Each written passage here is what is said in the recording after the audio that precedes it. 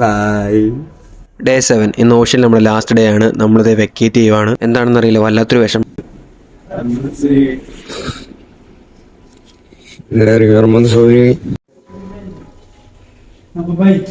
By. നമ്മുടെ 3023 നമ്മൾ അതിരാവിലെ എഴുന്നേറ്റ് കാറൊക്കെ എടുത്ത് കുറുമ്പാലക്കോട്ട എന്ന് പറഞ്ഞൊരു വ്യൂ പോയിന്റിലേക്ക് പോയത് സൺറൈസ് കാണാൻ വേണ്ടി. മതി മതി മതി മതി ഇന്നത്തെ ഷോ കഴിഞ്ഞു.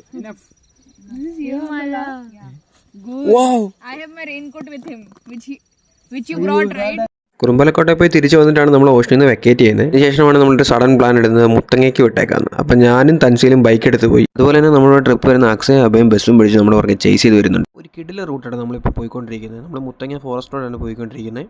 പോകുന്ന വഴിക്ക് ചെറുതായിട്ട് പ്ലാൻ ഒന്ന് മാറ്റി നമ്മൾ നേരെ എടക്കൽ കേവ്സ് റോഡ് വിട്ടു.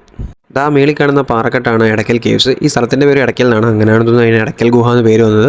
പണ്ട് പഴശ്ശിയുടെ പടയോടത്തിന്റെ സമയത്ത് ഇവിടെ ഒളിച്ചു വന്ന് താമസിച്ചെന്നോ അങ്ങനെ എന്തോ ഐതിഹ്യമൊക്കെ ഉണ്ട്. എനിക്ക് കറക്റ്റായിട്ട് അറിയില്ല. എന്തായാലും നമുക്ക് അവിടെ ചെന്ന് നോക്കാം. അങ്ങോട്ടേക്കാണല്ലോ പോകുന്നത്.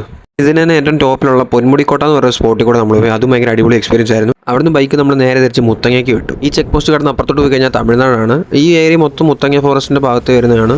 അങ്ങനെ മുത്തങ്ങയിലെ വയൽ ഭംഗിയെല്ലാം ആസ്വദിച്ച് നമ്മൾ അന്ന് അവിടെ സ്റ്റേ ചെയ്ത് പിറ്റേന്ന് രാവിലെ എണീറ്റ് മുത്തങ്ങ വെള്ളസഞ്ചിയിൽ ഒരു സഫാരി നടത്തി നമ്മൾ തിരിച്ച് നാട്ടിലേക്ക് പോയി. തിരിച്ചു പോകുന്ന വഴി മുടിഞ്ഞ വഴി ഏകദേശം 5 മണിയായപ്പോഴാണ് നമ്മൾ മുത്തങ്ങ ഇറങ്ങിയത്. അവിടുന്ന് 1 മണിക്കൂർ എടുത്ത് കൽപ്പറ്റ വന്നു. പിന്നെ ആ വഴി താമരശ്ശേരി ചുരം വഴി പോവുകയാണ് റിട്ടേൺ. നല്ല രീതിയിൽ കോട ഇറങ്ങുന്ന ആൾക്കാരെല്ലാം വണ്ടി സൈഡാക്കി കാഴ്ച കാണാൻ ഇറങ്ങി. ഞങ്ങൾ ബൈക്ക് അങ്ങ് നിർത്തിയില്ല. പോകുന്ന വഴിയിലാണ് ആർച്ച് കണ്ടത്. താങ്ക് യു വിസിറ്റ് എങ്ങനെ. അങ്ങനെ വയനാടിനോട് വിട പറയുകയാണ്. ഒരു 7-8 ദിവസം ഞങ്ങൾ വയനാട്ടിലായിരുന്നു. വയനാടിന് വേണ്ടി ഒരു കിട്ടില്ല മെമ്മറി ആയിരുന്നു നമുക്ക്. അങ്ങനെ പയ്യെ താമരശ്ശേരി ചുരം ഇറങ്ങി കോഴിക്കോട് വഴി കൊച്ചിയിലേക്ക് നാട്ടിലേക്ക് പോവാണ്. Bye bye, Tata, thank you.